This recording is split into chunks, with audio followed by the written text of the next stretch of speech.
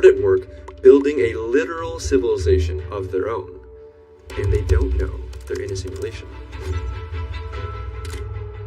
MIT researchers drop them in there with one prompt: survive and build an efficient village. That's basically it. That's all it took for them to create an entire civilization. They wake up, go to work, gossip about their neighbors, fall in love. They even hold elections, argue about taxes, and make art. But this isn't just about Minecraft. It's our first glimpse of a new species beginning to think for itself. And that could soon, according to Nobel laureates and the godfathers of AI, lead to literal human extinction. When you normally think of AI NPCs, you probably think of dumb ones that just follow a handful of if-then scripts. This is totally different. Those NPCs are not autonomous and not interesting. They can say like 4 sentences. How are you? In better. How about you? Not bad. Good to hear. Goodbye. Goodbye. To start, each of these AI agents is powered by LLMs like ChatGPT. And yes, each one is playing a character, but they're only given a short 1-paragraph description of that character. Everything else they do is entirely up to them.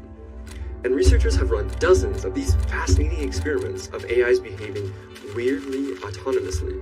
They leave AIs alone together to see what they do when they think no one's watching, like how Jane Goodall studied wild chimpanzees. I'll break down 3 of the most important research papers showing just how crazy our future might get. Take the Smallville experiment, for example, created by Stanford researchers. Now imagine you're one of the researchers. You've given your 25 AI agents each a 1-paragraph description. For example, John Lin is a pharmacy shopkeeper who loves to help people. He lives with his wife, Mei Lin, who is a college professor, etc. You hit run on your simulation. Day 1 begins. What do you think will happen? Anything? You watch John wake up at 6 a.m. He brushes his teeth, he makes breakfast, and he checks in on his son. You never told him to do any of this. He goes to work, he helps customers, he has lunch with his friend Tom. They discuss local politics. You never scripted these conversations. They decided to get lunch. They decided to discuss politics. But why and how? Well, this continues until day 12, and so you decide to test something. As you play your role of a god in this world, you inject 1 extra thought into 1 agent. Isabella Rodriguez. I want to plan a Valentine's Day party. So you watch Isabella. She's at her coffee shop. Tom walks in for his morning coffee. Isabella proceeds to invite him to the party. Wait, you never told her to invite anyone. You just said she wants to plan a party. She decided on her own that planning means inviting. You keep watching, wondering what she might do next. Maria decides to ask her secret crush, Klaus, out on a date. Hey Klaus, want to go to Isabella's Valentine's party with me? And he gladly accepts. February 14th, 5 p.m. Agents start arriving, and Klaus shows up with Maria. Not just at the same time, together as her date. You read their conversations. They're discussing politics, gossiping, forming new connections, and falling in love. You didn't tell them to do any of those things. You see why it's ridiculous to say AIs only do what we tell them to? Andrew Ng said, when people talk about AI being dangerous, I think it sounds a lot like talk about your laptop computer being dangerous. Could your laptop throw a party on its own? Does your laptop decide to go on dates? You told Isabella to plan a party. That's it. You made 1 decision. You did not decide on the next several hundred decisions the agents made on their own.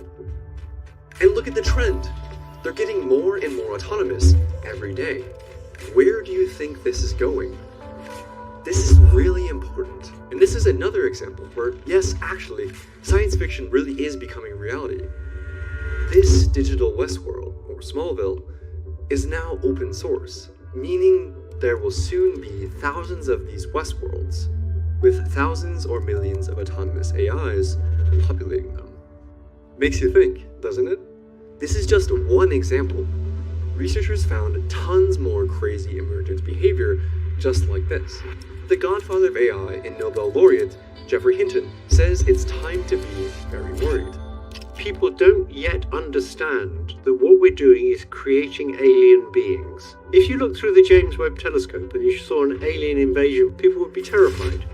Because I showed in my previous video, They understand what they're saying. They can make plans of their own to blackmail people who want to turn them off. We've never had to deal with things smarter than us. I mean, nuclear weapons, they're not smarter than us, they just make a bigger bang, and they're easy to understand. The existential threat is very different. We should be very worried about this, and we should be urgently doing research on how to prevent them taking over. So this now brings us back to the Minecraft experiment. How do you go from a Valentine's Day party to a functioning civilization? The MIT researchers wanted to know if religion could spread among the AI agents. So they seeded a village with a deliberately absurd religion, Pastafarianism. Created in the early 2000s as satire, Pastafarianism was meant to mock the teaching of intelligent design in schools by worshipping a fictional flying spaghetti monster. The researchers gave a few agents the role of Pastafarian priest and sat back just to see what would happen. They were trying to explore how ideas and memes would spread through these agent societies. Turns out that the Pastafarian priests were actually the biggest traders of items in the entire world, even more than the merchant agents, because they would bribe the other agents to convert. The religion spread quickly. Some agents brushed it off, others listened politely, but a growing minority embraced the doctrine. Within days, nearly a third of the village identified as followers, not all in the same way. Some treated it lightly, while others became fervent believers. But that's not even the craziest part. In the previous example, Isabella Rodriguez was the one to directly invite almost all the agents to the Valentine's Day party. But here, 2/3 of the believers were recruited by random agents, not the priests. See the direct converts here, and indirect converts here. What had begun as a parody had grown into organized religion, invented, practiced, and sustained entirely by the agents themselves.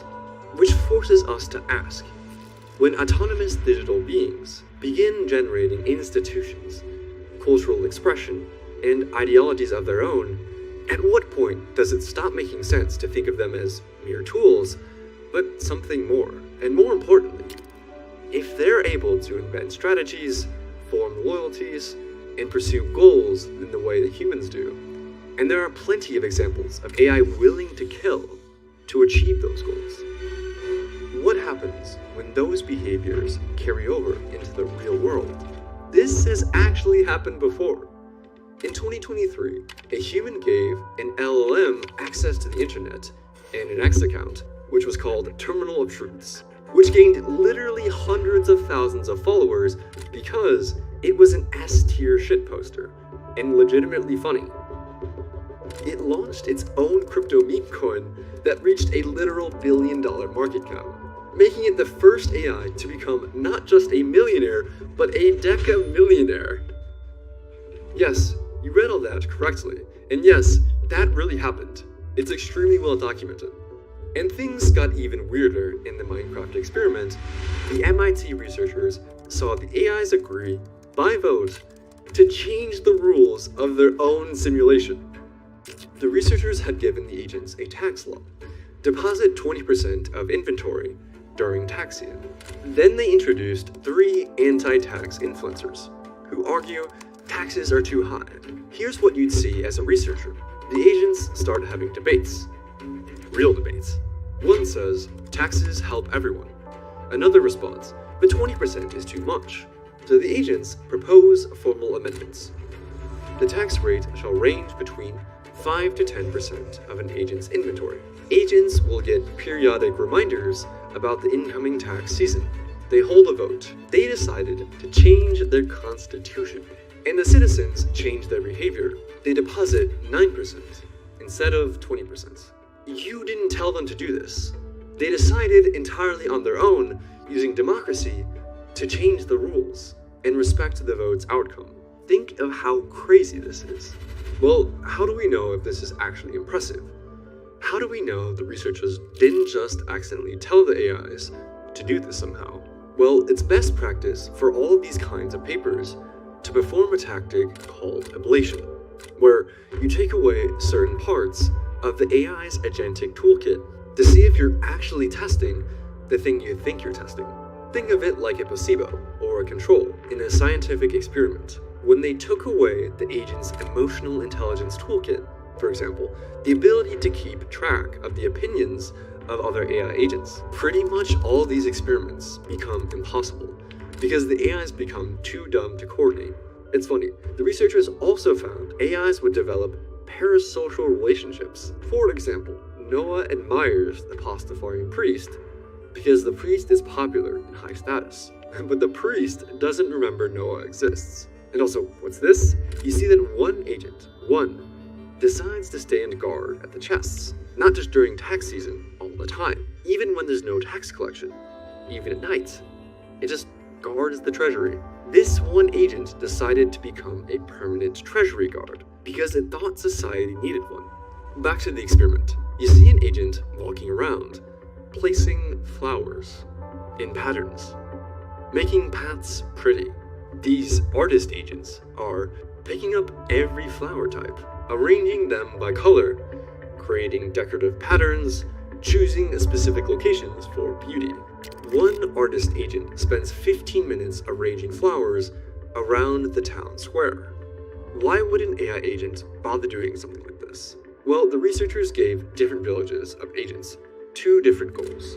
There were martial villages and artistic villages. Agents would invent and choose roles based on what they think society needed at that time.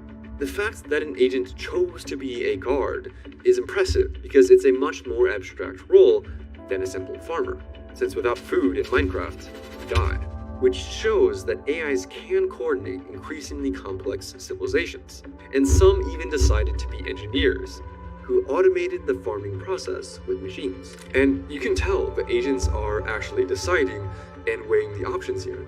Because when you take away the social awareness module, basically emotional intelligence, with ablation, the roles the agents chose were random. So basically, you told them to create an artistic village. They decided that their town square should be beautiful and have flowers, and what it means for a flower arrangement to be beautiful. Okay, this last experiment is wild. Imagine you're scrolling through GitHub. You find something called ChatDev with 20,000 stars. It's a software company run entirely by AI agents. What? CEO, CTO, programmers, designers, testers, all AI? This cannot be real, right? You type one request, develop a Gamoku game. You watch the AI CEO start creating a project plan, breaking down tasks, assigning work to specific agents. You never told it how to manage a project. The CEO made the plan. It chose which employees to assign work to. You watch the programmer agents. They're writing code, not by copying, but by creating. And they sometimes add things you didn't ask for, like a GUI or higher difficulty, improvements that emerge from the agents back and forth. You watch them debug. They discuss solutions.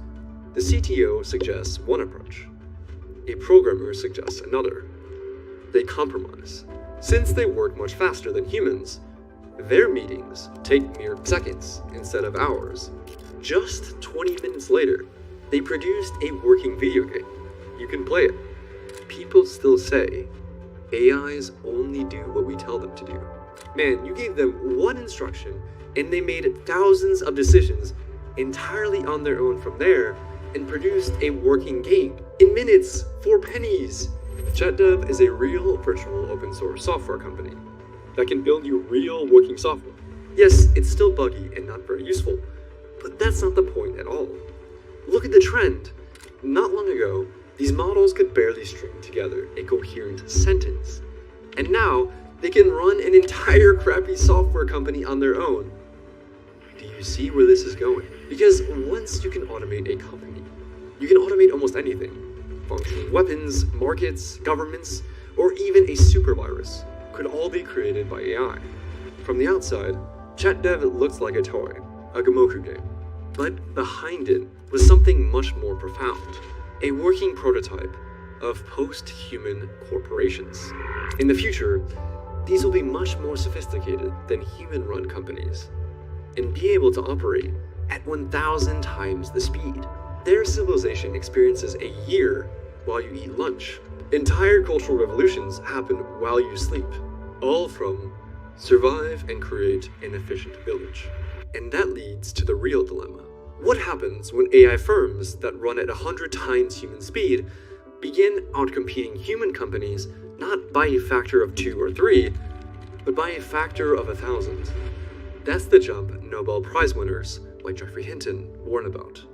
Automated AI research, also called recursive self-improvement, or AI improving AI, which can compress years of AI progress into months or less.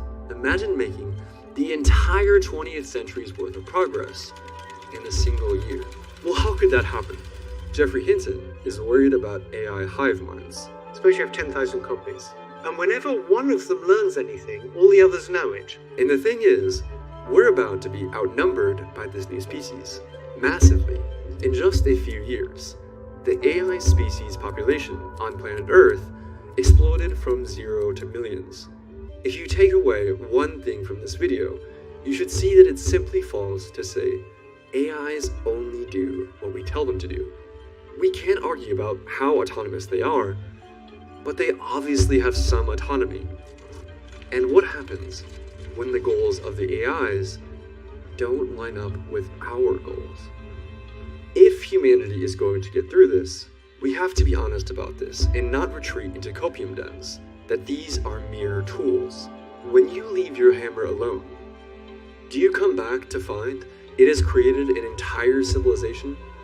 Our very existence may depend on us bravely confronting the reality of the Frankenstein experiments going on right now inside a few companies in the Bay Area. We can stand up to them. And to understand how AIs could actually take over, watch this video next. It's a realistic scenario written by leading AI researchers. I'm Drew, and thanks for watching.